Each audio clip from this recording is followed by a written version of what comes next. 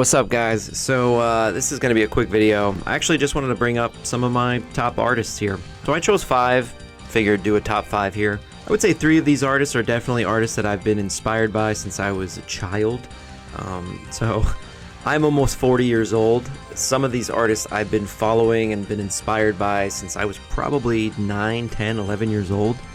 And it has just grown exponentially since then.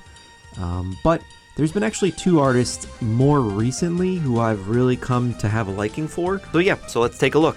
Alright, so first up is Mike Turner. So Mike Turner, I wouldn't say is more of a recent find, but he was definitely a find in the last like 15, 16 years or so.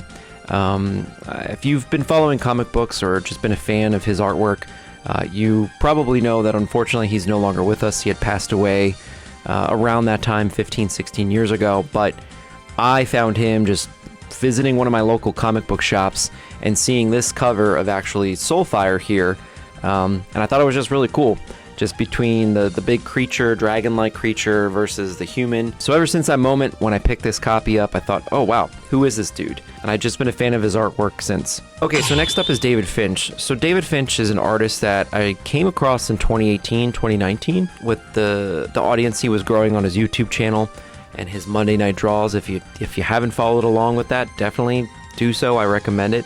It's really insightful, and he's just great at what he does. But the thing about David Finch is that he's super good at light and shadow. The thing about him that I really enjoy is that even though there could be a lot going on, much like this Walking Dead piece here, your eye still has the ability to make sense of what's going on. You know, just the way he has negative space, and then you're kind of looking around at this whole zombie thing going on, but then you see the main characters in the mid-ground there. I just have always been appreciative of what David Finch can do. I'm looking forward to seeing what else he can do in the next couple years here. Okay, so next up is a favorite of mine, Greg Capullo, or Capullo. I'm not really sure how you say his last name, but I just always say Capullo. If there is one person who was born to be able to draw Spawn other than Todd McFarlane, it was Greg Capullo. Greg Capullo has always done amazing work since his run on Spawn back in the 90s, so 30 years ago. I have been a fan of his since I was probably 10, 11 years old, and it's never left. He's just really, really good at what he does. He draws Spawn so well, so uniquely compared to Todd McFarlane, but he's also done other works, such as Batman on the New 52. So yeah, so Greg Capullo has been a fan of mine since I was a kid, and as being a huge Spawn fan, he is definitely one of the reasons why.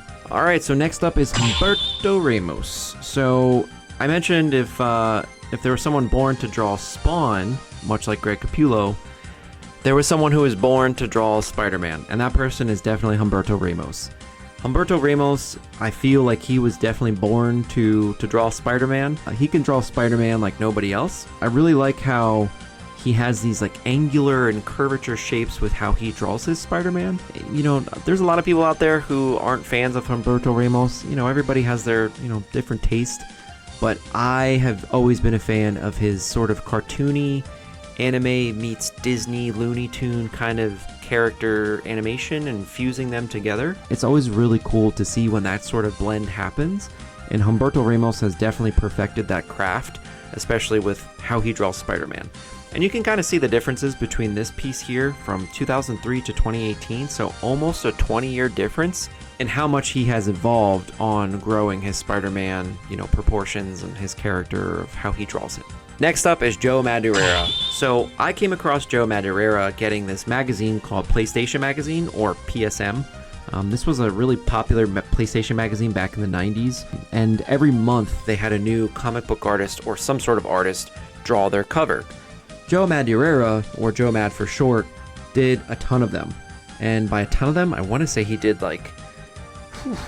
around 15, and the reason I'm looking that way is because I have a wall of PlayStation Magazine covers, which I'll probably show now.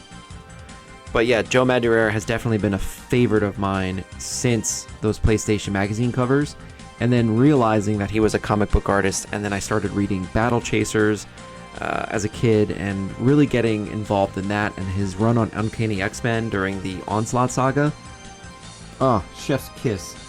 Joe Madureira, unfortunately, doesn't do as much comic book art at all. He is heavily involved in video games ever since Darksiders had came out about 15 years ago, and then Darksiders 2, and then I think he's been working on, he did the Battle Chasers video game not too long ago with his company Airship Syndicate, and then they just finished up on Wayfinder, which I haven't played yet, but the second I see the gameplay, I already know that it's Joe Madureira because he's been able to translate his artwork into a 3D environment, and I think it's really cool that he's been able to accomplish that.